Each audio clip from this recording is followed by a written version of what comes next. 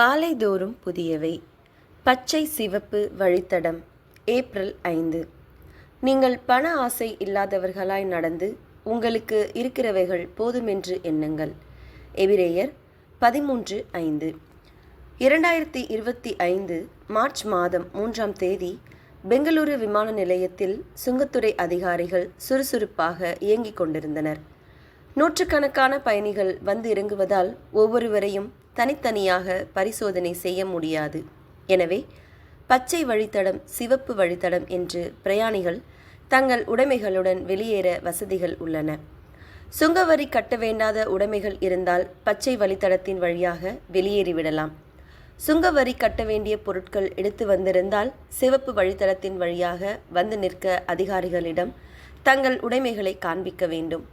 அவர்கள் அவற்றை சோதித்து உரிய சுங்கவரியை செலுத்திய பின்பு அவற்றை எடுத்து செல்ல அனுமதிப்பர். ஆனால் சிலர் சுங்கவரி செலுத்துவதை தவிர்க்க கள்ளத்தனமாக தங்களிடம் சுங்கவரி செலுத்த எதுவும் இல்லாதது போன்ற பச்சை வழித்தடத்தின் வழியாக வெளியேற முயற்சி செய்வார்கள். அப்படித்தான் 2025ஆம் ஆண்டு மார்ச் 3ஆம் தேதி ஒரு பெண் பயணி பச்சை வழித்தடத்தின் வழியாக வெளியேற முயற்சி செய்தார். அப்பொழுது எச்சரிக்கை ஒலி எழும்பினது. தங்கம் நமது உடலில் இருந்தால் அவ்விதமான ஒலி எழும்பும். சுங்கத்துறை அதிகாரிகள் உடனடியாக அந்த பெண்ணை கூட்டி சென்று சோதனை செய்த போது அவளது உடலில் டேப் வைத்து ஒட்டப்பட்டிருந்த தங்கக்கட்டிகளை கண்டுபிடித்தனர். அணிந்திருந்த ஆடையின் பையிலும் தங்கக்கட்டிகள் இருந்தன.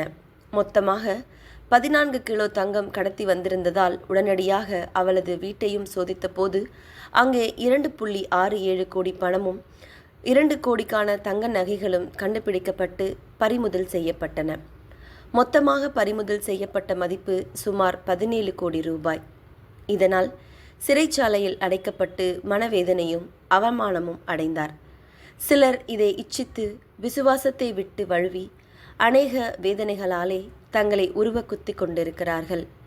நீயோ தேவனுடைய மனுஷனே, இவைகளை விட்டோடி நீதியையும் தேவ பக்தியையும் விசுவாசத்தையும் அன்பையும் பொறுமையையும் சாந்த குணத்தையும் அடையும்படி நாடு. நாம் அனுபவிக்கிறதற்கு சகலவித நன்மைகளையும் நமக்கு சம்பூரணமாய் கொடுக்கிற ஜீவனுள்ள தேவன் மேல் நம்பிக்கை வைக்கவும், நன்மை செய்யவும், நல்ல ஆதாரத்தை பொக்கிஷமாக வைக்கவும் அவர்களுக்கு கட்டளையிடு. 1 தீமோத்தேயு 6:16-19 வரை. ஜெபம்.